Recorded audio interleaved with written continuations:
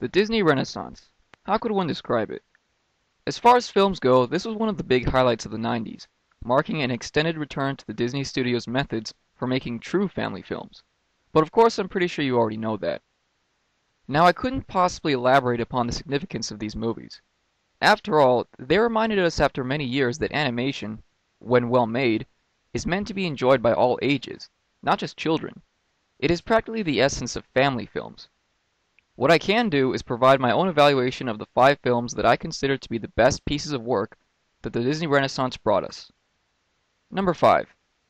Aladdin. Probably the funniest of the Disney Renaissance films, just ahead of Hercules. Aladdin was the second of these movies and, of course, was the retelling of an old tale. The story is not as intricate or as compelling as some may be used to, but the film was apparently made to be as entertaining as possible, not deep, and it succeeds on darn near every level. There are many memorable characters, and several great musical numbers, but none will disagree that the driving force of the film is the genie, played by Robin Williams. In fact, if this movie is remembered at all, it should be because it gave Williams a role that suited his style of comedy. The way that Williams jumps from line to line matches perfectly with the way the genie constantly morphs. The two villains, Jafar and Iago, are a great double act, and all in all, the only problem I can find with this film is that it suffers from probably the dullest and most irritating lead character, which is a big reason that I placed this film so low on the list. Number 4. The Little Mermaid. How could this one not be on the list? I mean, after all, it was the one that initiated the Disney Renaissance in 1989. That being said, this is certainly the most inventive of the Disney Renaissance films, and was clearly emulated by many of its successors. The production is full of colorful characters, bolstered by commendable voice acting and very memorable musical numbers, especially the timeless Under the Sea. The Little Mermaid also boasts another memorable villain, Ursula the Sea Witch, who provides a neat blend of dark humor and menace, as well as one of the more unique incentives for villainy. However, despite all of this, the film does have its problems. For one, it does suffer from one of the weaker romances, as well as a romantic interest that is about as three-dimensional as a fly's wing. Nevertheless, this is a great animated film that is sure to be remembered as a classic. Number 3. Beauty and the Beast. I know some people are probably puzzled as to why I placed this amazing film at the meridian of the list, but rest assured I have my reasons. Now right off the bat, I will say that Beauty and the Beast handles 2 things better than any of the other films on this list. The first is the romance. Many people have noted that unlike all of the other princess Disney films, this one actually provides ample time for the connection between the 2 leads to be properly established.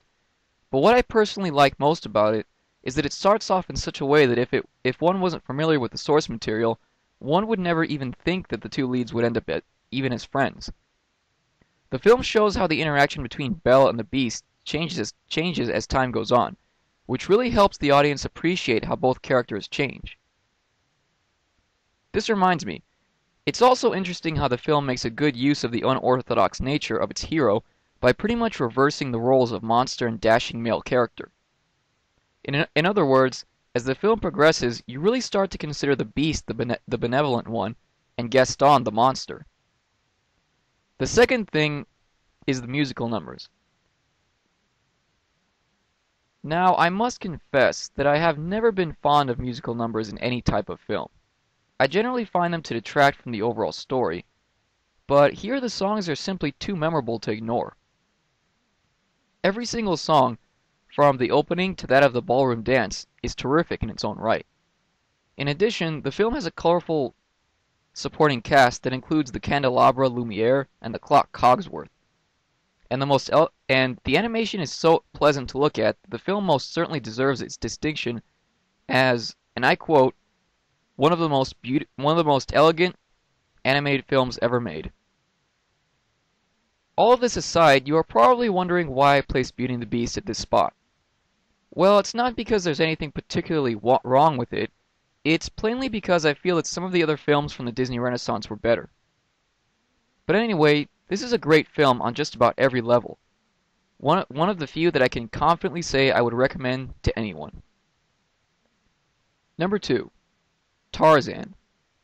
The last film of the Disney Renaissance is certainly one of the more underrated of the pertinent works. Tarzan is based on the classic book Tarzan of the Apes by Edgar Rice, although it is not 100% faithful to its source material.